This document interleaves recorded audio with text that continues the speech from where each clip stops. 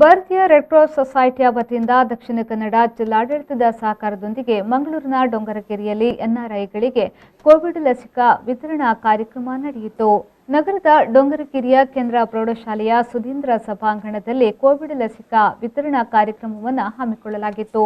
ಈ ಸಂದರ್ಭದಲ್ಲಿ ಮಾತನಾಡಿದ ಇಂಡಿಯನ್ ರೆಡ್ ಕ್ರಾಸ್ ಸೊಸೈಟಿಯ ಅಧ್ಯಕ್ಷರಾದ ಶಾಂತರಾಮ್ ಶೆಟ್ಟಿ ಅವರು, ಇಂಡಿಯನ್ ರೆಡ್ ಕ್ರಾಸ್ ಸೊಸೈಟಿ ವತಿಯಿಂದ ಎನ್ಆರ್ಐಗಳಿಗೆ ಪ್ರಥಮ ಡೋಸ್ ಲಸಿಕೆಯನ್ನು ನೀಡುವ ಕಾರ್ಯಕ್ರಮವನ್ನು ಹಮ್ಮಿಕೊಂಡಿದ್ದೇವೆ ಎಂದು ಹೇಳಿದರು. ಇವತ್ತು ಇಂಡಿಯನ್ ರೆಡ್ ಕ್ರಾಸ್ ಸೊಸೈಟಿ ನಮ್ಮ ಜಿಲ್ಲಾಡಳಿತದೊಂದಿಗೆ ಸೇರಿಕೊಂಡು ವ್ಯಾಕ್ಸಿನ್ ಡ್ರೈವ್ ಅನ್ನು ಎನ್ಆರ್ಐಗಳಿಗೆ ಮಾಡ್ತಿದ್ದಾವೆ. ಕಳೆದ ವಾರ ನಾವು ಝೂಮ್ ಮೀಟಿಂಗಲ್ಲಿ ಎನ್ಆರ್ಐ ಒಟ್ಟಿಗೆ ಇಂಟ್ರ್ಯಾಕ್ಷನ್ ಮಾಡಿದಾಗ ಬಹುಶಃ ಎಲ್ಲ ನಮ್ಮ ದೇಶದ ಜನಗಳು ಬೇರೆ ಬೇರೆ ದೇಶದಲ್ಲಿ ಕೆಲಸ ಮಾಡ್ತಿದ್ದು ಅವರಿಗೆ ಇಂಡಿಯಾದಲ್ಲಿ ಬಂದು ಸ್ಟಕ್ ಆಗಿದ್ದಾರೆ.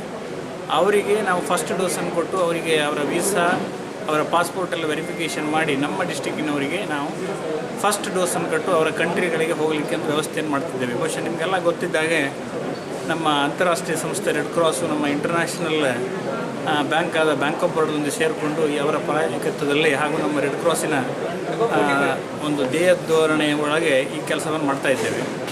ಇವತ್ತು ಇಂಡಿಯನ್ ರೆಡ್ ಕ್ರಾಸ್ ಸೊಸೈಟಿ ಈ ವ್ಯಾಕ್ಸಿನ್ ಡ್ರೈವನ್ನು ಯಾಕೆ ಮಾಡ್ತದೆ ಅಂತ ಹೇಳಿದರೆ, ಫಸ್ಟ್ ಡೋಸನ್ನು ಕೆಲವರಿಗೆ ಬಹಳ ಮುಖ್ಯವಾಗಿ ಬೇಕಾಗ್ತದೆ. ಅದು ಫ್ರಂಟ್ ಲೈನ್ ವಾರಿಯರ್ಸ್ ಹಾಗೆ ಕೆಲವರಿಗೆ ಅವರ ಕೆಲಸವನ್ನು ಬಿಟ್ಟು ಇಂಡಿಯಾಕ್ಕೆ ಬಂದಿರ್ತಾರೆ, ಕೆಲವರು ಫ್ಯಾಮಿಲಿಯನ್ನು ಬಿಟ್ಟು ಬಂದಿರ್ತಾರೆ.